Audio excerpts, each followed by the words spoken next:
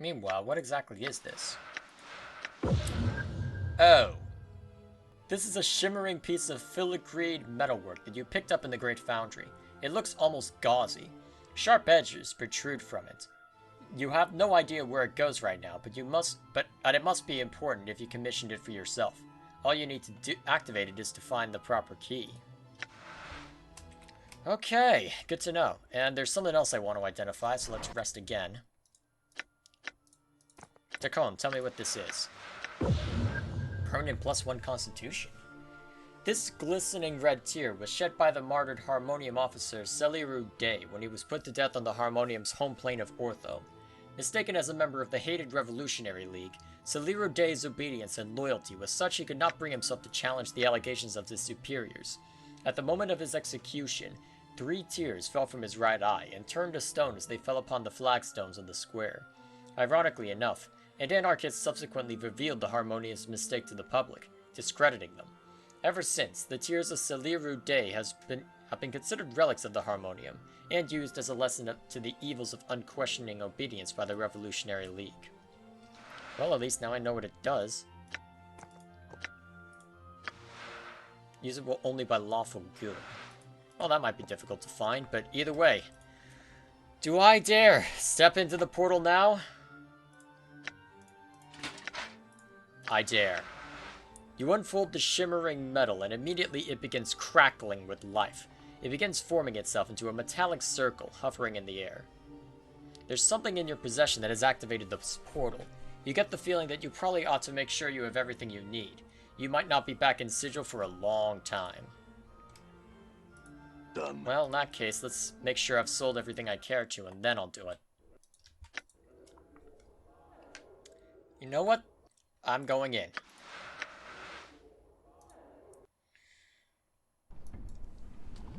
Probably should have saved beforehand, but you know what? Here we go. Ravel's maze, huh?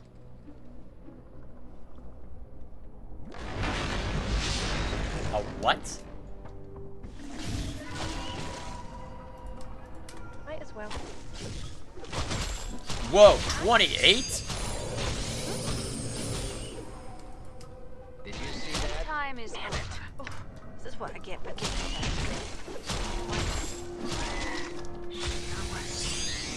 Oh dear, that was a hit. Am I allowed to rest? Of course not. I hope I have all the healing spells I need. Oh, I can leave?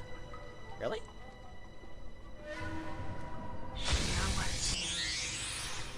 Oh, Done. that's inconvenient. All right. More triggets.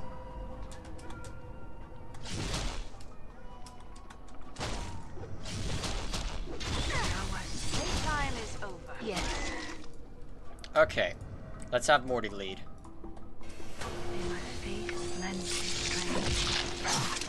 What was that? The 2 casted, more to the point. Okay.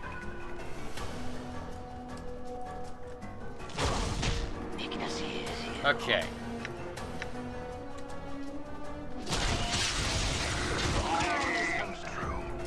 Nice.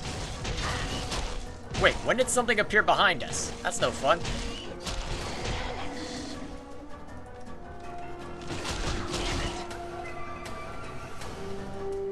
Ready.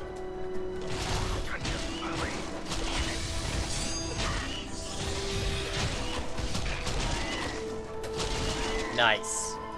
I'm gone. More hostile creatures? I suppose I'm gonna be running around in circles until I find Ravel herself, huh? Done. All right. Yeah, pretty much. Your path is mine.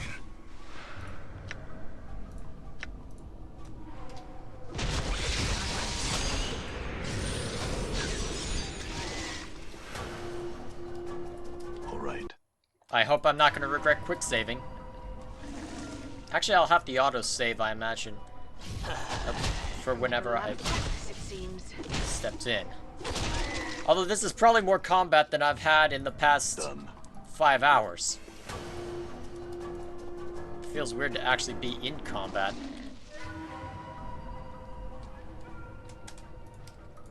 Sure, why not?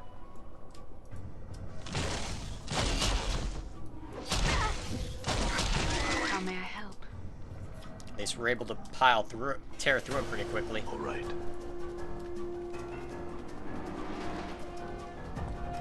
Please tell me there's not going to be a Ravel at the end of this.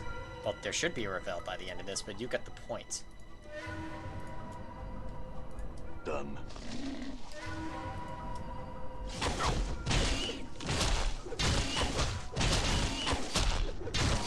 Die.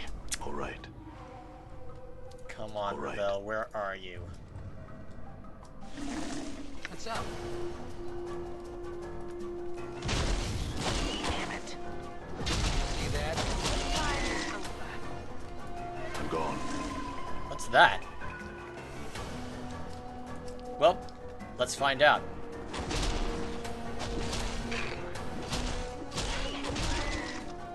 I'll take that. All right. Okay.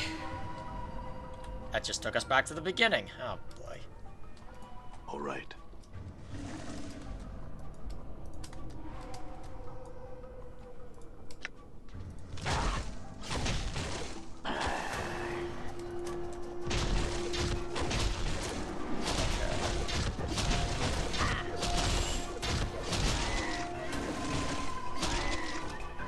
This is certainly one way to gather a ton of experience. Done. Just keep smacking them about. Done. Done.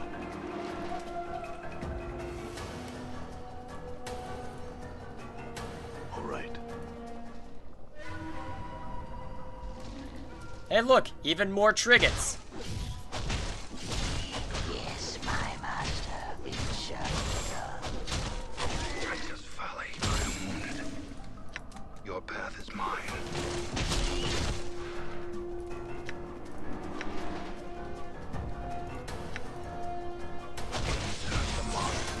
Why not?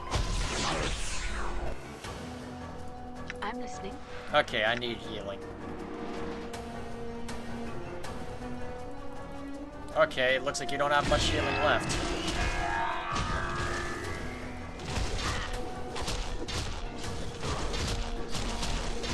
I better have a chance to rest and heal up before All right. going up against Ravel. Otherwise, this is going to be a rather nasty experience. Done.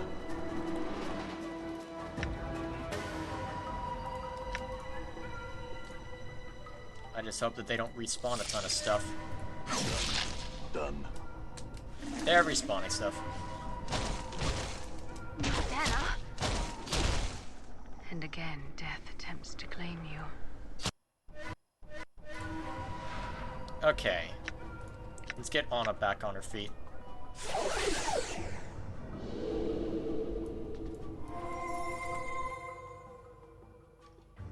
Actually, where was my quick save?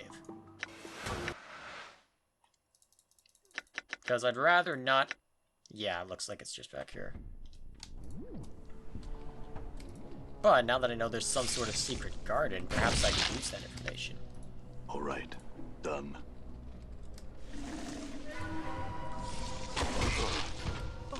This is what I get for getting this great. The clock seems true. All right. Just keep moving, just keep moving. Do what you can, find what you can. Done. Done. Done. All right. I'm gone.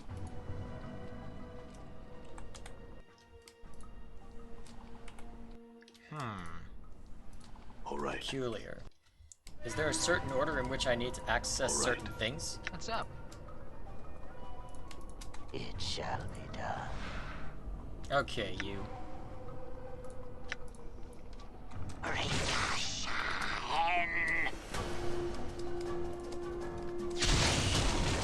Die. I'm hurt. I'm hurt. Yeah, pain is gonna be inevitable at this point. I'm gone. Here, take this for the moment. Done. Oh, this is what I get for getting into a scrape. Time. Secret garden.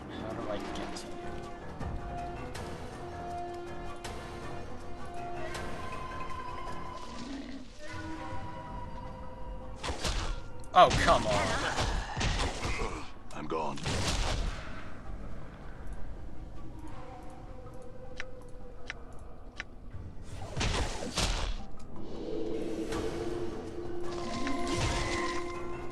Yes. Why not? Well, she's taking it all nonchalant. At the same time, I have revived other people before, as well, but still. You get the point. What's this? Done. All right. Half tempted to let myself die so that I can get in there again. All right.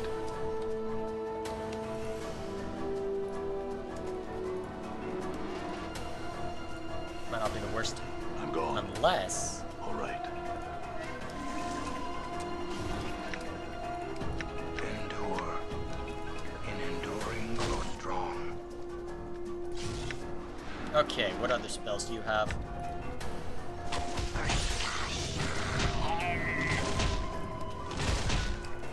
Ah, shoot. Ah, talk about beating a dead horse. Jeez.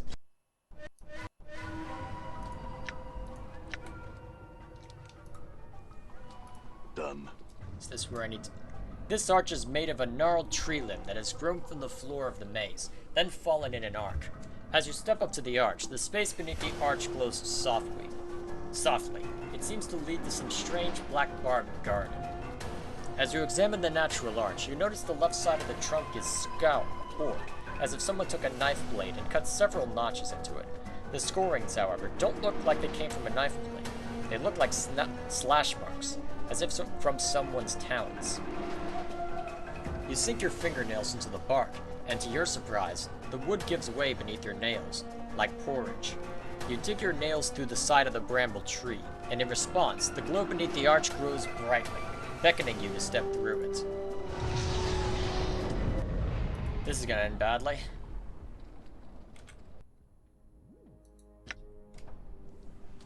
Done. So you're Ravel?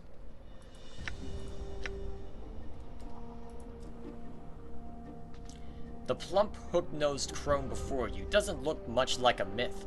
She is outfitted in a simple, if dirty, brown shirt and leggings, with a number of pouches hanging from her frayed belt.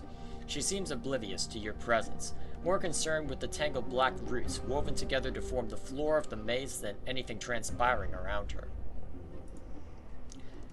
A tangle of jagged gray hair juts from beneath the crone's hood, spreading down her shoulders like a mass of twisted gray roots. Sickly blue-gray flesh hangs in loose folds from her face.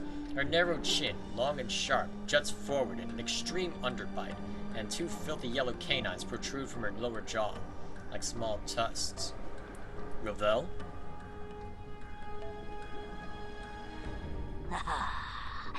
Visitors. The crone's voice is thick and scratchy, as if trying to force its way past layers of dust. Her eyes are a dull, bloody red, with black veins running through them like tree branches. As she gazes at you, a strange crawling sensation passes through you, like snakes burrowing beneath your skin. Greetings, Ravel. My pretty thing. Have you returned at last? You were gone so long. I feared you forgot poor, lonely Ravel. That's how you pronounce Ravel? I thought it was Ravel. Ravel? No. I did forget for a time. Now I have returned. Have you? But what has returned? She squints at you with her black veined eyes and hisses softly. Let Ravel see how far you've fared in this life. She reaches out, as if to caress you, and you suddenly notice her fingers are talons, each fingernail filthy and wickedly sharp. Do not touch me, Ravel. I only wish to trade words with you. Nothing more. Ah, always the cautious one, my most beloved of puzzles. She withdraws her finger and lets it fall to her side. So did I mark you when you first came to me on the wastes with your challenge for Ravel. What is this you are speaking of? Ravel gives a whispering sigh as she studies you. Oh, sad, sad, broken half-thing. All the pieces. No longer the one Ravel knew are you. Are you still a broken after all this sad, sad time? What do you mean? A body you possess, but a body of knowledge you do not? She points her ragged talon at your chest, at your scars. Many and such. Such scars you have, all scrawled on your skin. Many tales does your skin tell. What tales does my skin tell? Your scars and tattoos shout to me. Here is a man in confrontation with the world. Ravel makes a crooning noise, not unlike a dying bird. Yes, such tales as would shrivel even a hag's ear. Tell me these tales. I would know them. The tales are many. They echo of balance imbalanced, trials of war, battle with fiendish elements, and a creature that feeds on others from afar to sustain itself, and of torments, such torments flesh has never known. Balance imbalanced, divided in two you were, when your mortality was peeled from you, no longer balanced, much a broken in the separation, both a blessing and a mistake, but more mistake than blessing, Ravel thinks. You took my mortality? How? Forgotten the how of it I have I? Ravel's gaze dims for a moment, the black veins swimming in her eyes. And even if I remembered it, I would never do it twice. Not forgotten the moment, have I? After the break. Seeing the pain stream from your veins, your cries like a wailing child, every bit of you being filled with emptiness. Terrible even for these eyes. So that's why I feel hollowed inside? Because my mortality is gone? Very well. What are these other tales my skin tells? Trials of war? Great, great trials of war. Much too much to be borne by any mortal thing. What war? Where? The war touches all, my precious half-man. There is no place where its caress is not felt. Did it touch you? Ravel's voice drops, almost bitter. To this, Ravel says, I. That would explain the scars. Battles with fiendish elements? Two fiends butt heads. Ravel sniffs as if in contempt. Their tiny heads filled with ideas of how the planes should be, yet can never be or the planes they would no longer. Such foolishness. I'm not certain I understand. A creature that feeds on others from afar? No base hungers do you feel, but far, far more terrible ones boil beneath your skin, and such a cost. Hungers? What do you mean? I know not. Not? Not the nature nor the cause of these hungers. But heed this. Coming events cast their shadows before them, my precious half-man. There is no saying of what these events will be, not even with Ravel's eyes. Very well. And these torments. What are these torments you speak Updated of? my A journal. lodestone pulls iron to it, and so do you, my precious half-man. But it is not iron, but tormented souls. As others suffer, they are drawn to you, and your path becomes theirs. She makes a sweeping gesture. Do you not see them in the eyes of those that have traveled here with you? My companions? What do you mean? Do you wish to explain, Gith? Ravel throws a burning glance at Dakan, tempered with a fanged smile. Vows may prove tighter than any chain, no? The manacles of a race once enslaved, now a slave again? Dakan is silent, but his blade shifts at Ravel's words. The blade darkens, the edge sharpening until the Karak itself seems to carry a horrible malevolence about it. Watch your words, Ravel. The cackling sorcerer.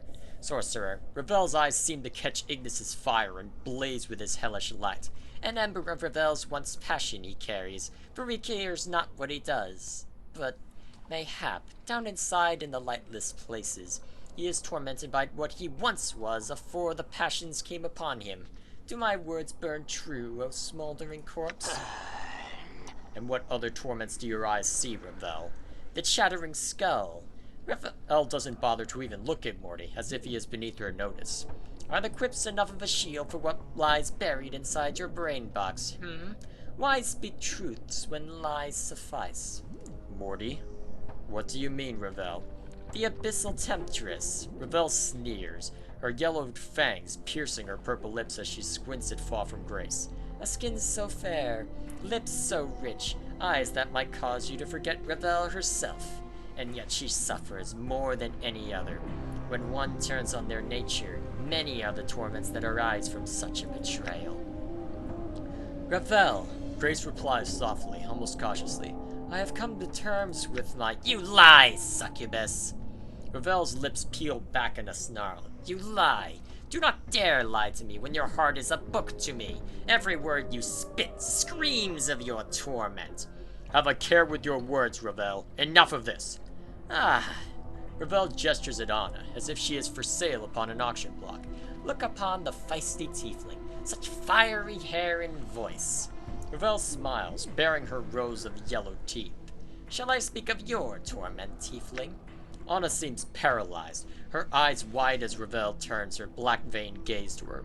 You can see her trembling, her heart beating fast. No, I shall not speak it. Ravel's voice drops, almost in exhaustion, and the smile fades from her face. Grown tired of cruelties and torments, Ravel has. The world is a jagged enough place. Oh, come on, I wanted to know more! She turns to you, her bloody eyes dimmed, and she sighs. And, my precious, precious half-man, for you, the greatest torment of all, life forevermore. Can it be life it cares for you as Ravel does? She gnashes her yellow tusks with a horrid clacking noise. One so brave, so passionate, so terribly lost. Sad, sad. Ravel, why did you make me immortal? I must not— A puzzle of bone and skin were you, always. Intriguing, and the most beloved of all who came to me. Petitioning, requesting, pleading. Pleasing? Pleading for help. Ravel stares hard at you, her black-veined ember eyes narrowing. So hard to see past the scars, to dig up the man who once was underneath. Ravel, can you tell me anything about who I once was? A shadow with substance, a seeking that which casts the light. I know you more, and no. Ravel pauses, her eyes dimming.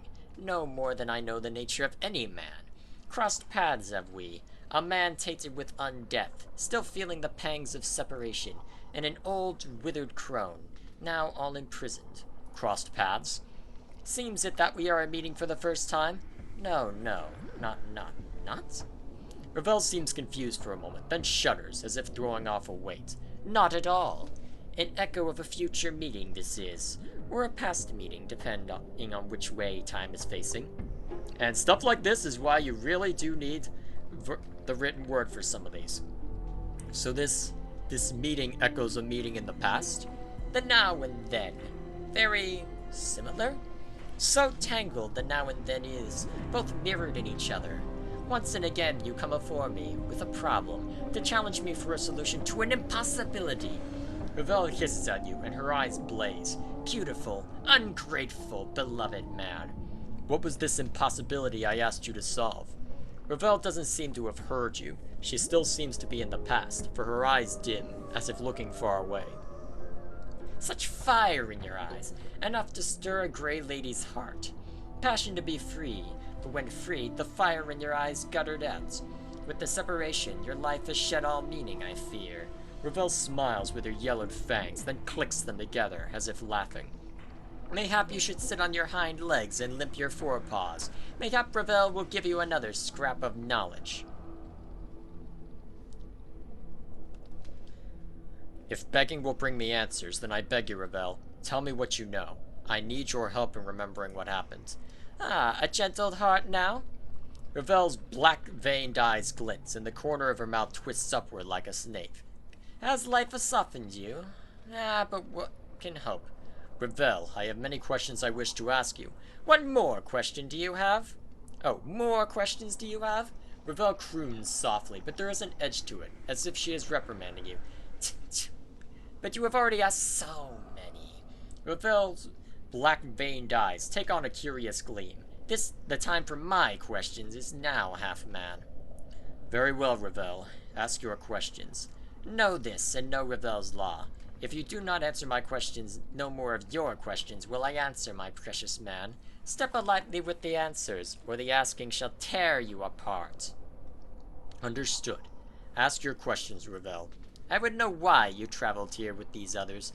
Know not the place they were traveling to? They chose to walk this path with me.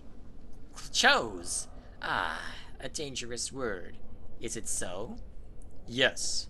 Yes? Ravel throws a black-veined glance at Tacon, her voice like an arrow. Is it choice, Gith? Is it? Or is it a matter of two skies? Takon's blade bleeds into a vicious, dead black, mirroring his eyes. And to your surprise, the Karak edge silently splits into jagged fangs. Ravel, leave him be. I will answer your questions, not them. You think the Burning Man cares any for choice? To burn or not to burn? Those are his only choices, and in the end, one choice always wins. For does fire have any desire but to burn? Ravel, you've made your point. Now enough of... Ravel turns to Morty. Skull, skull, skull. Ravel clicks her tongue after each word, and her smile widens. Your expression is difficult to read without the skin wrapping, but I feel your fear from here. Coming here was not your choice.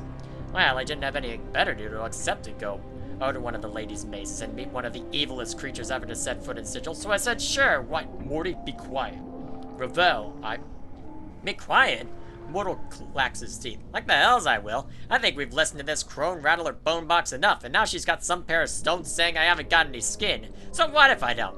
Obviously the fact she has skin has done wonders for her looks. Does she think I like being naked all the time? And another thing. Morty, cut it out. Ravel, look. The succubus, Ravel squints. Did she have a choice? Mayhap in her smooth-skinned mind of soft silks and hard truths may be choice. Tch. But no, a sensate must experience all, and to refuse to come, not a sensate would you be. Still no choice. Ravel, enough of this. The tiefling, the fiery one.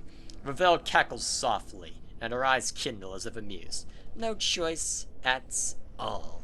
When you feel instead of think, there is little room for choice. Anna makes no response. Ravel's mere presence seems to have silenced her.